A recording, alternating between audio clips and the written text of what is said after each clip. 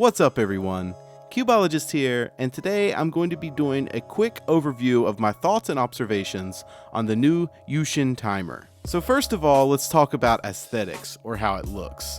This thing's a bit bulky for my tastes, and it's taller and wider than my StackMat Gen 3. Now that isn't a huge deal, but the extra size seems just like a design choice rather than something that actually helps functionally. And talking about that design, what's going on with the ends of this thing? It flares out into some type of seashell design, and it gives you almost an extra inch of surface beyond the sensors on each side. Now I guess if you got used to this timer, it wouldn't be a huge deal, but where I'm used to the more minimalistic design of the Gen 3, I caught myself having to look down at the timer more than usual just to make sure that my hands were centered on the touchpads. And something else that may just be an issue specific with the timer that I received, because I haven't heard much about it from other testers, is that the sensors on this timer seem to be really unreliable. On multiple occasions, I've had this thing start and stop on me before I even started my solve. It seems to happen when I'm sliding my hands forward just slightly before I go to solve, and I know I'm not taking my hands off the sensors, and I also know that I shouldn't be sliding my hands anyway, but it's unintentional and it's never caused problems before on my StackMat timer. But if I use this timer officially, I would get a lot of DNFs. Also, something curious that I've found that this timer does is when you start and stop it really quickly, you can only get one of two numbers, which is really strange. You either get 0.016 or 0.032.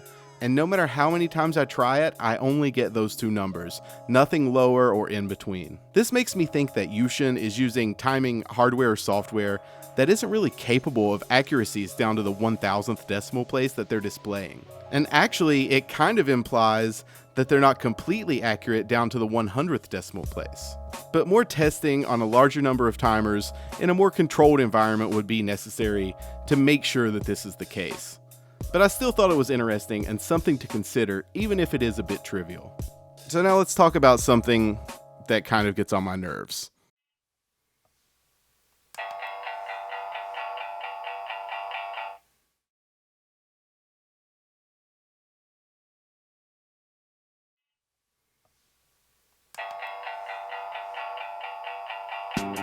Here's the thing, we started out friends.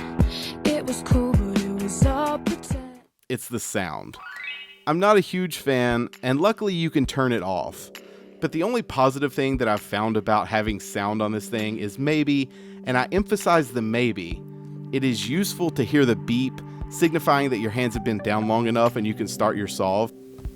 You could possibly use that to train yourself to know how long you need to keep your hands down, but that really isn't an issue if you practice any at all, and you can just look at the light if it becomes an issue. It also claps for every solve. When you're done with each solve, there is this really cheesy clapping sound, and when I first heard it, I assumed that it was just congratulating me for a PB in that specific session, but no such luck. It claps every solve, and it was an instant deal breaker. I tried practicing with the sound on when I first got it, and it annoyed me way too much just in the first minute, so I haven't turned it back on. And yet again, like the StackMat, we still don't have a cubing specific timer out there.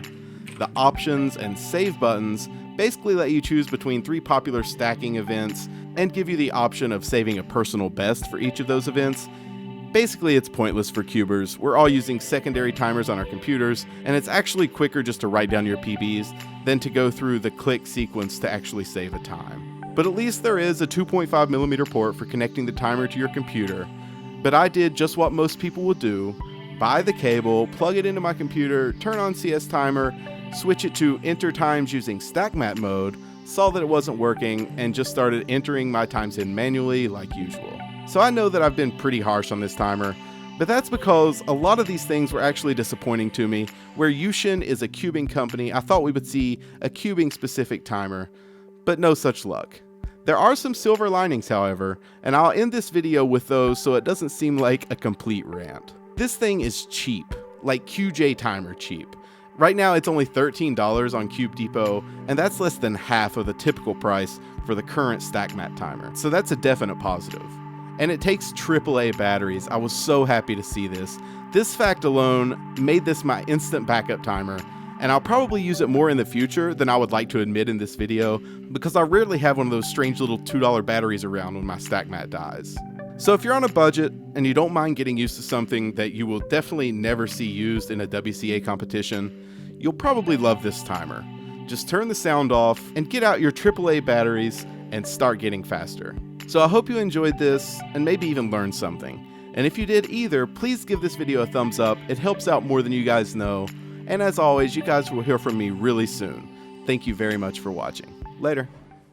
On the surprise, but it is like 13 cubes or something, and one of them's pretty interesting. So let's take a look at this real quick. We've got a Guanlong, this one is a Guanlong. Here we have a YJ Guanlong. This is a Guanlong. Guanlong. What is this? Oh yeah, Guanlong. Oh wow, this one is a Guanlong. This is a, what is this? This is a Guanlong. Here we have a Guanlong, and this is the old YJ Guanlong. So as you can see, we've got a bunch.